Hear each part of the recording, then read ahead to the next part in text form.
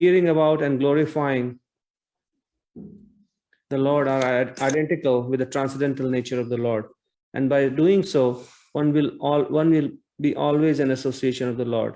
This brings freedom from all sorts of fear. So this verse is really, we need to mute everybody.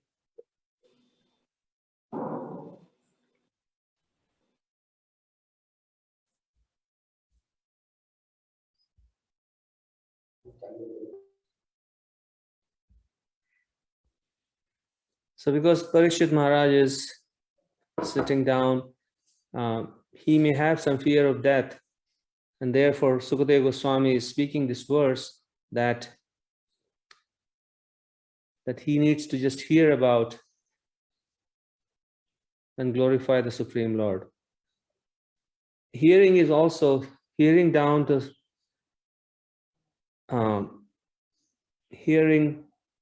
sitting down to hear about the glories of the Lord with full attention is also in a sense glorification, because where do we find people who sit down to hear attentively? And when we see somebody doing anything with attention, it draws the attention of other people. What are you doing? What are you so engrossed in? And there must be something in it, especially when an important person like the king sits down to hear about Krishna. That itself created such a wave that all the great personalities from all over the universe, they actually came about. They came around. They traveled from the universe, different parts of the universe, and came there. And that itself created a glorification. Such a great event is taking place. Maharaj Parikshit is sitting down to hear about Krishna. All the great sages have assembled. So our hearing itself is a very powerful glorification. And asking those important questions that Maharaj Parikshit is asking, that itself is great glorification, because it allows Sukadeva Goswami to glorify him. And ultimately he said, Ichchata akuto bhayam, that this is the only workable, this is the only remedy for getting rid of fear, because that is the defining quality of this material world, fear. How do we get rid of fear? We make so many adjustments. If there is a problem, we try to find a solution this way and that way. And that may maybe remove the fear for a little bit. And I've seen that it never goes away. It just comes back in some other way. That's a very nice point. I really like this point that you made about sitting down to hear as being a service. And I was just thinking as you were speaking that whenever we come together to hear, we may feel like, oh, I'm just another person, and I'm not really making any contribution, right? Where is my service? The service means that I'm somehow contributing.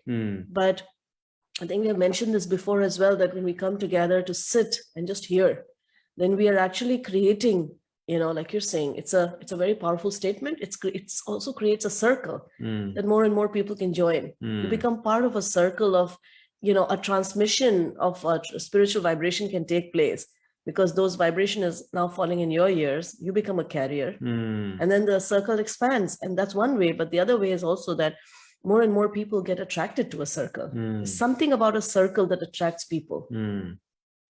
It's just there. Like, as soon as somebody forms a circle, somebody else looks at it, like sometimes you see that when you're, you see some people dancing, they form a circle and they dance. Then there are some people who are just, like onlookers, and they're looking at those band of people dancing, and they suddenly develop a desire. Hey, I wish somebody would pull me in. And then the circle becomes bigger.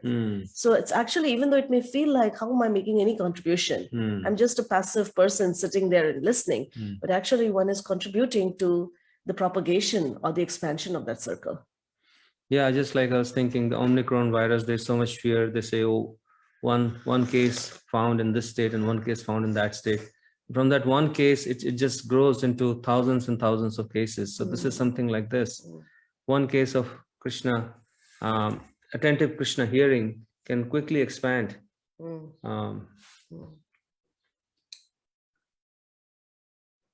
I also really like the idea of the relatives all disappearing in oblivion, especially right now we are here in Assam, and we are seeing, how people are so absorbed, in just trying to somehow, keep up this whole caravan of relatives and family members. And they're somehow thinking that they're happy, and they're expanding also. Yesterday was a marriage here, and the whole idea is now we have another band of relatives who will become part of our family.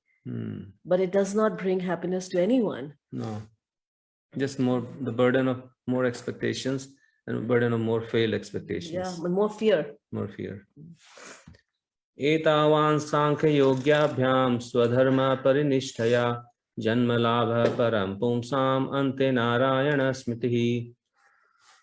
The highest perfection of human life, achieved either by complete knowledge of matter and spirit, by practice of mystic powers, or by perfect discharge of occupational duty, is to remember the personality of Godhead at the end of life.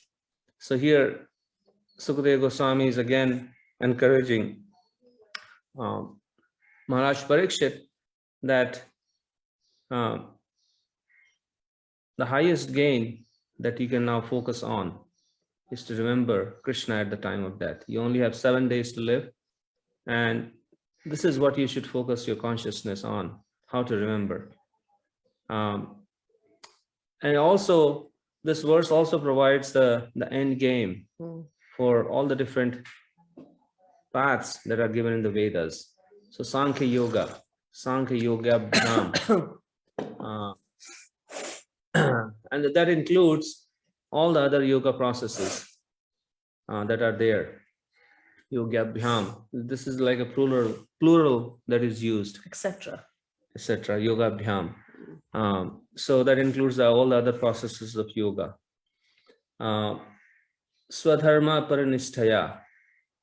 Swadharma. So whatever your Swadharma is, your occupational duty, which includes all the Varnashram system, whatever way, wherever you are located in the Varnashram system. So he's saying that it doesn't matter what path you're following, if that path allows you to remember the personality of Godhead at the time of death, then so be it. That is a perfection of that path. Prabhupada actually says something very beautiful. He says, just like your study is tested at the time of your exam, so all that we have done in the course of our lifetime gets tested at the time of death. So we may say that, yes, I have done this and I have done that, but what do we remember in the final exam? That final exam is that final moment. And this is really, this phrase Anta Narayan Smriti kind of sums up the sum and substance of or the final goal of everything that we are doing. Just as remember. How do you remember the Supreme Person? King Kulashekar says, right, that it's so hard to remember when all your life airs are in disarray and all your bodily humors are completely thrown off balance. I guess one way that we can test ourselves is if we have a headache, or what to speak of a headache, if we stub our toe, and then we can think, oh, how can I really remember Krishna here, right? And to think that the moment of death is described as 1,000 scorpions biting you at the same time. So we are not talking about, this is not an easy thing. In fact, when we live our life trying to dedicate ourselves to Krishna, then it will be because of Krishna's mercy that he will manifest in our, just like with Bhishma, he came and stood in front of him. The same way Krishna will just come and stand before us. But there is work. We have to show that we care. Yeah, Krishna, like we won't go anywhere if we feel that we are not welcome there, or nobody's going to pay us attention. We don't feel like going there. So for Krishna to show up in our consciousness at the time of death, we have to show him through our life that Krishna, I really want you. Yeah.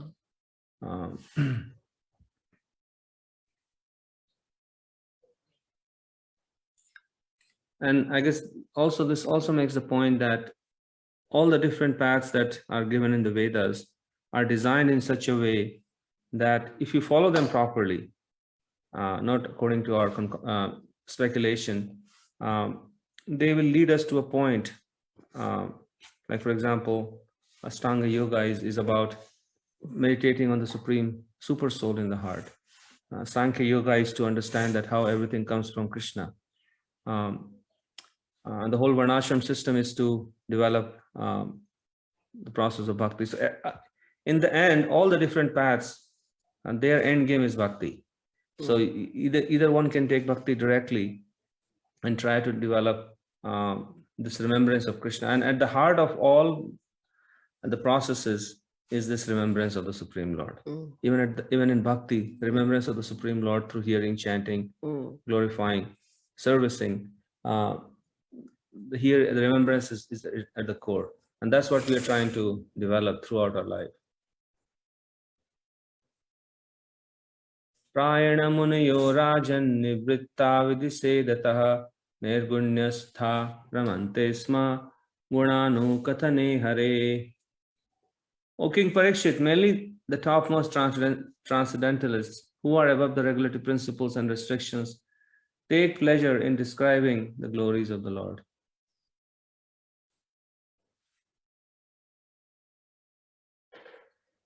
So it's hard to take pleasure in glorifying Krishna. The tendency of a conditioned living being is to glorify themselves. And this glorifying tendency is manifest in this whole world of so many ways. You can see how the whole social media is about glorifying ourselves. The whole advertising industry is to attract those who want to glorify themselves by getting more and more stuff and feeling good about it.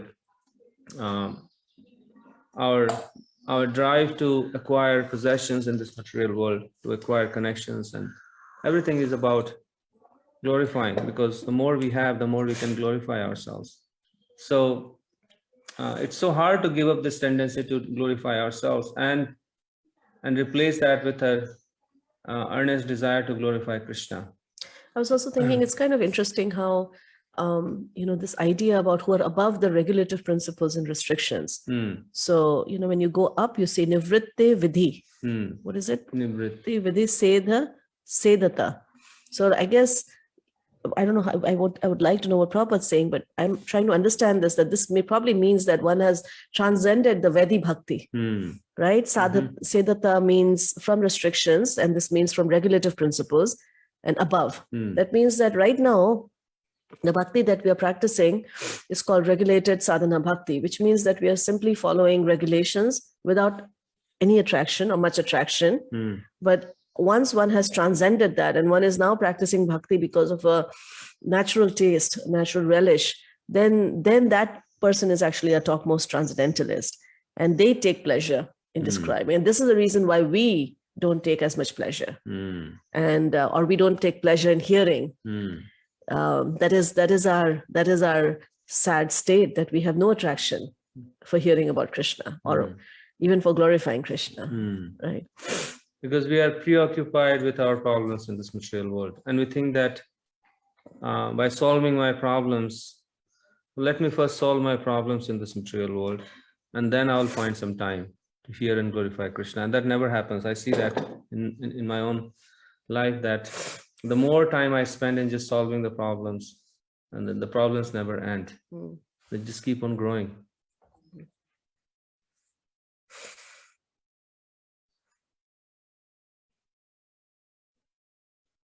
Idam bhagavatam nama puranam brahma sammitam adhitvan dvaparado piturdvepa yanad aham.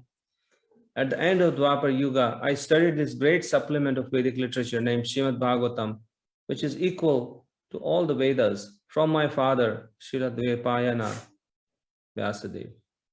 So now Sukadeva Goswami is quickly coming to the point, and Parikshit Maharaj might be wondering, what are you going to talk about now? How are you going to glorify Krishna? And Sukadeva Goswami is saying that I'm going to recite this great literature, Srimad Bhagavatam, to you now. I think what I find particularly striking here, and this is again another principle that we can probably apply, is that whenever we speak, we always express to the audience, right, where we are getting this knowledge from. So like when we are reciting Prabhupada's pranam mantra, we are declaring it that this is where we are getting this knowledge from.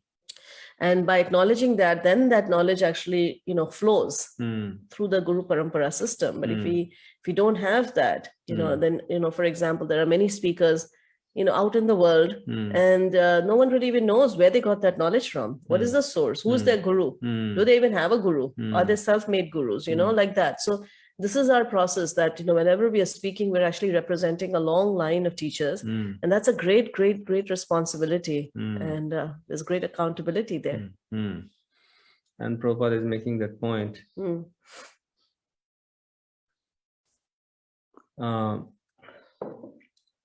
Medical books of anatomy or physiology are available in the market, but no one can become a qualified medical practitioner simply by reading such books at home.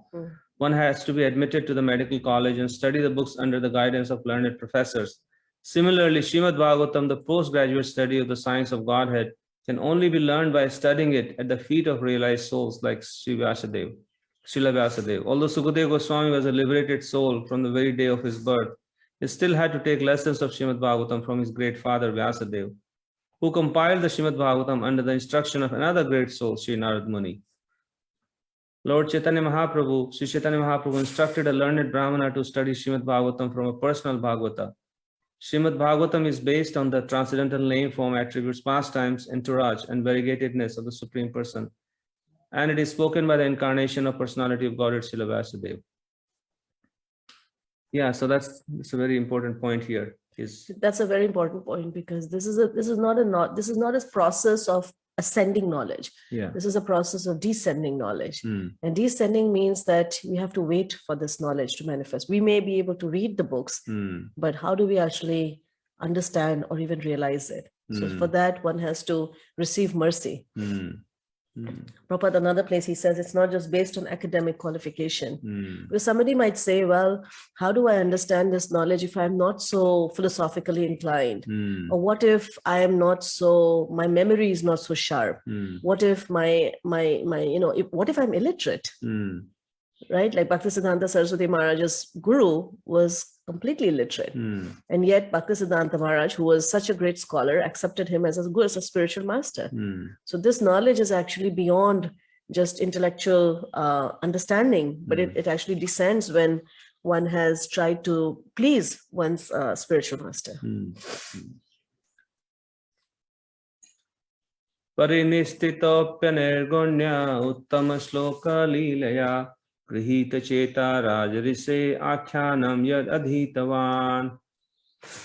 O saintly king, I was certainly situated perfectly in transcendence, yet I was still attracted by the delineation of the pastimes of the Lord, was described by enlightened verses. So he's describing his own story, how he was a liberated soul, but he was not exposed to the glories of the Lord. But when he heard about those pastimes, about Krishna, his heart immediately became attracted to them. And that's why Krishna is described as all attractive. The word Krishna literally means one who is all attractive. He attracts even the liberated souls, because Krishna has this insurmountable attractive power that as soon as we are exposed to him in some form or the other, the heart becomes attracted.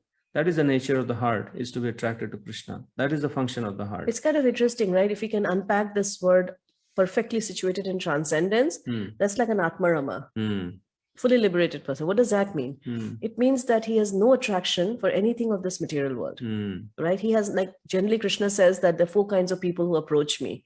So he does not fall within that category, because he has no attraction he's not distressed. He's not looking for wealth, right? He's complete. And the other thing is that, a person who is already experiencing the pleasure of Brahman realization. So Brahman realization is like, people, yogis, they aspire for it and work so hard for it. He's already situated in that Brahman. So he's already experiencing the pleasure of the self. And yet Krishna, when that such a person hears about Krishna, then, they're, if they're not envious, then their heart is attracted. Somebody might say that, that only if you are entangled in this material world, you are fearful, then you may be attracted to Krishna. You might be running towards Krishna to get some shelter or something. But here he's saying that I was totally free of all that. And yet my heart was attracted. That means Krishna is more attractive than anything in this material world or beyond this material world. Yeah, I like that, because sometimes people think that people who are sort of who have not really been lucky in their material life, or they're like complete losers, they're the ones who take to spiritual life, right? But here you see, so Sukadeva Goswami is not a loser. Yeah, so.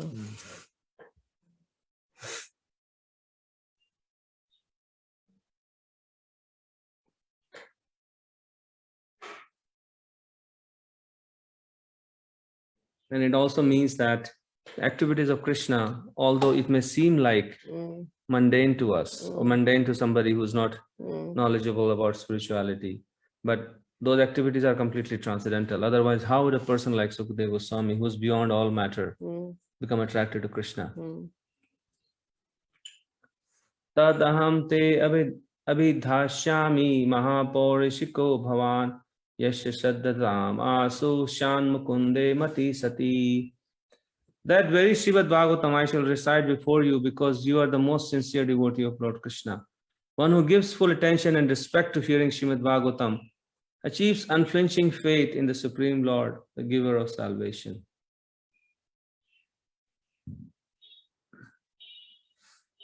So, this opportunity of hearing Srimad Bhagavatam was very rare, as we can see in those days. I like this phrase a lot. Mukunda mate sati.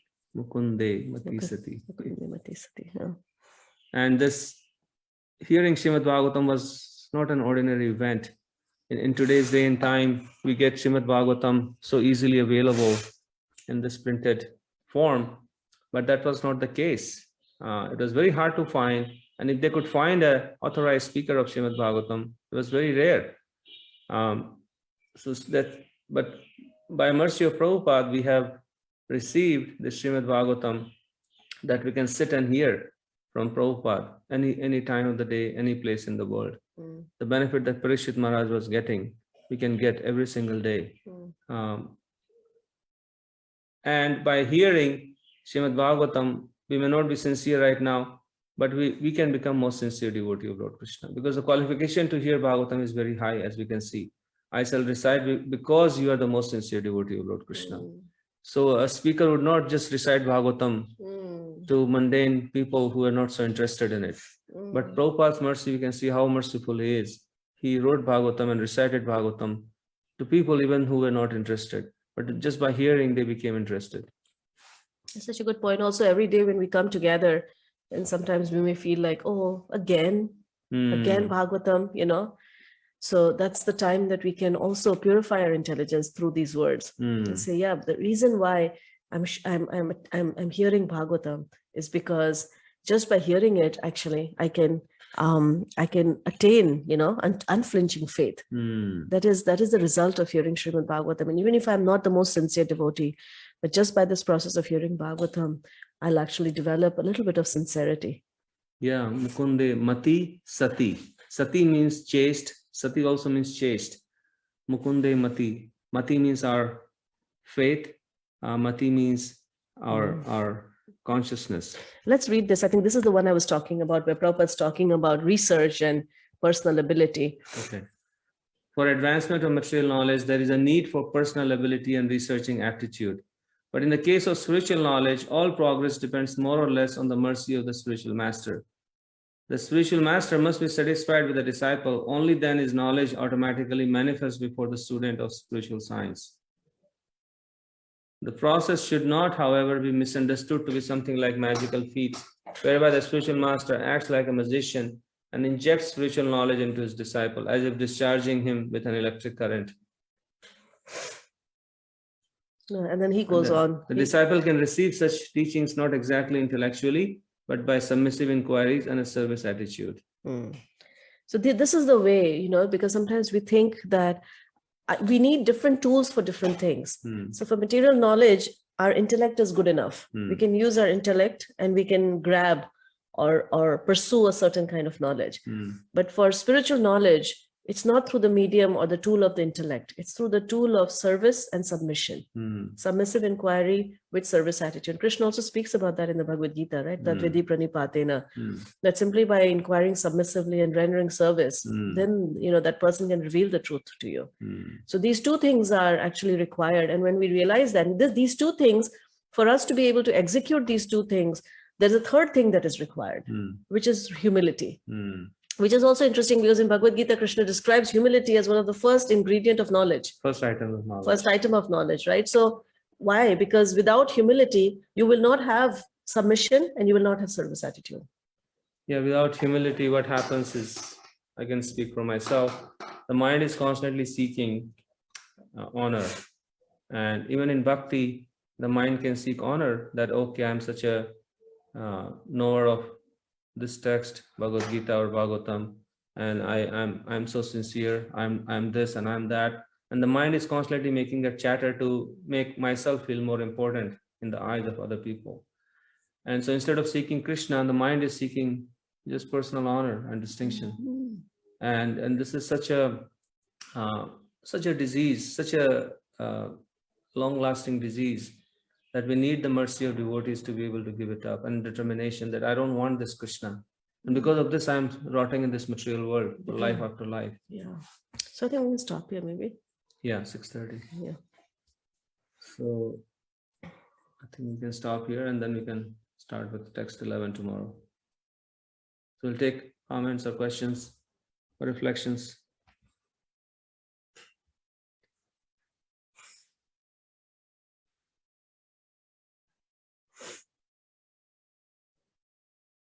I think Amritvani, you'll have to unmute everyone. I already unmute Mataji. Okay, thank you. We can put them, unpin ourselves so that way. Hare Krishna Mataji, Prabhuji. Hare Krishna Bhuvneshwari. Mataji, you're not keeping well. Are you okay? Oh yeah, this whole, I feel some, some sore, like not a sore throat exactly, but I feel some cold coming on. So I'm taking a lot of precautions. I'm drinking ginger tea and stuff, but my voice still feels a little off. Take care. Take care. I know. I was just thinking today's text. I mean, I think every verse that you both read and talked about was like a slap on my face to say, okay, focus more, be more sincere, be more attentive. So I think every verse, every text that we read, I think connected a lot with me, and I definitely hope to be slightly better tomorrow. Thank you.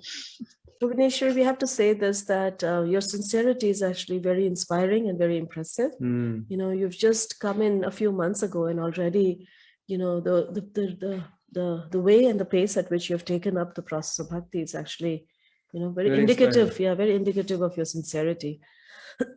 And of course, it's an ongoing process. So we'll be excited to see your ongoing journey. It's wonderful. Thank you so much. Thank you. Somebody else?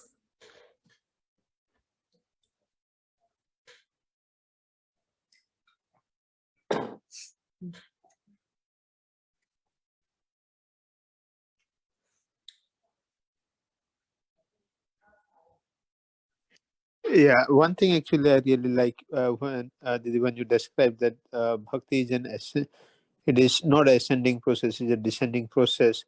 And in the same line, actually, I was just connecting. Actually, bhakti can only be achieved. Means it has to be the cause of the bhakti has to be bhakti, no other cause. So like that, from the senior devotee, when it is descended from their heart to our heart, then only we can get the bhakti. Yeah, I was just connecting that one. Thank you. Nice, very nice. Yeah, that's what Prabhupada is saying in the purport. Yeah. It's a process of mercy, actually. The whole process of bhakti is a process of mercy, and it's not a process of knowledge. The books are there for us to see, to identify that it is a process of mercy. That is so true. Arjuna needed mercy. Arjuna was totally lost at the beginning of Bhagavad Gita, right? And he needed mercy. All the knowledge that came from the mouth of Krishna was a manifestation of his mercy. Mercy. And then same thing with Sukadeva Goswami and Parikshit Maharaj. so much knowledge given in the Bhagavatam. Mm. But the underlying, the vessel through which it was given was actually mercy. Mm. I And- like that a lot. Yeah. I like that a lot, actually. The vessel through which, so even though it may seem that Sukadeva Goswami is actually giving knowledge, Mm. it is actually granting mercy. Yeah. Actually, one time somebody approached Prabhupada. You know how in India, people come and they say, Swamiji, give me some mercy, give me some mercy. And Prabhupada said, I've already given everything, Mm. and he was referring to his books. He said, Mm. so when we are reading Prabhupada's books, we're getting knowledge, but actually what we're receiving is Prabhupada's mercy. Yeah. And that mercy is not like a mystical thing that we just sit and get. And Prabhupada's talking about the current, right? Get some mercy or get some current. That mercy is our ability to receive that mercy is our sincerity, our humility, our eagerness to apply those instructions that are given and then try and apply them.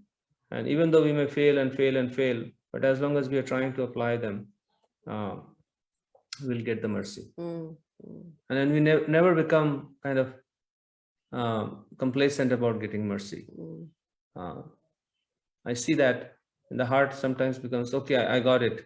I don't need the mercy anymore. That happens because of our conditioning, because we don't like to receive help from anybody. A conditioned soul likes to be independent, just like a 2-year-old child. He doesn't want to get help from the parents. He wants to do everything on his own, get somewhere. This is our conditioned nature. And but we don't realize that we need more and more mercy as we progress more and more in spiritual Actually, life. it's so funny, right? As you were speaking, I was thinking that's actually true.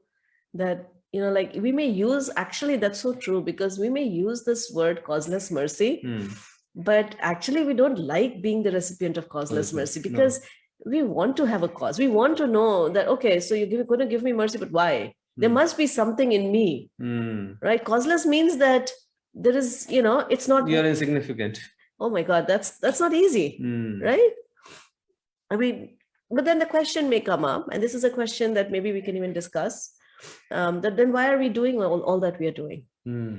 If mercy does not have a cause, then why do we chant? Why do we read? Why do we try to serve? Why do we try to, do so many things that seem to be, all meant. So then in that case, somebody could say, well, the mercy came because this person did this, and this. So we emphasize that, right? We have to get up and chant our 16 rounds. We have to do this. So then how does the two correlate if mercy is actually causeless? We can also hear from others. What do you guys think?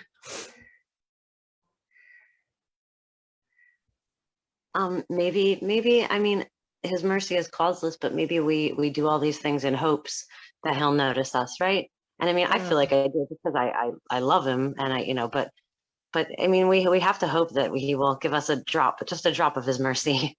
Very nice. Very nice, Rebecca. Anybody else? I have something to share. This is Yes. Mala Kaji. Yes.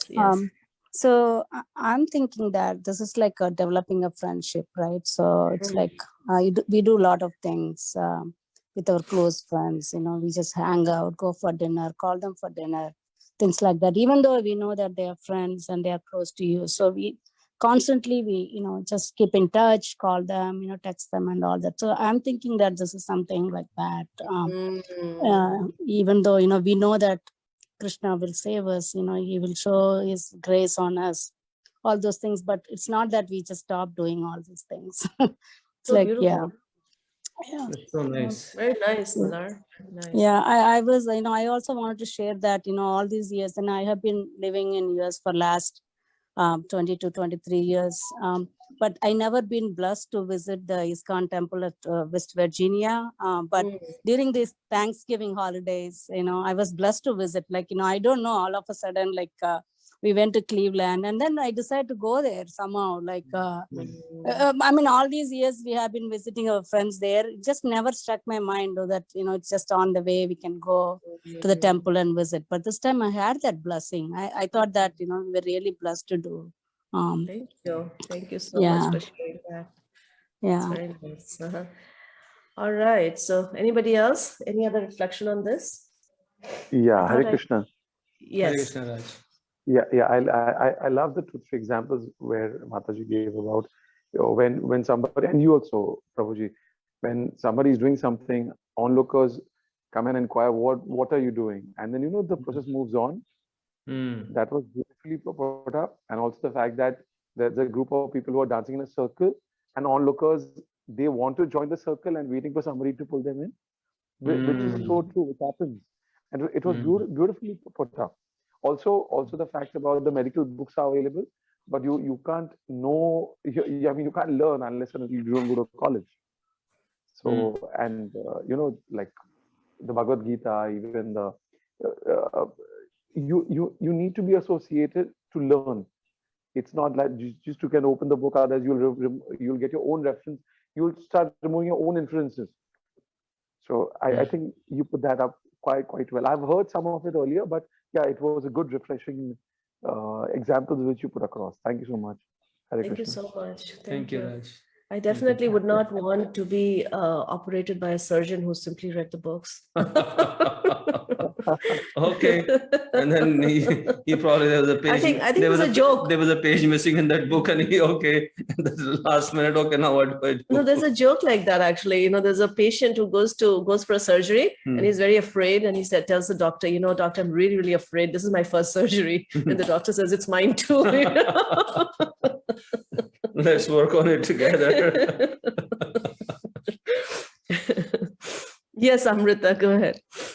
Yeah, Hare Krishna. I just wanted to, share what I was thinking about, like Krishna's causeless mercy. I think the mercy is there for us, but I think that, we don't see it.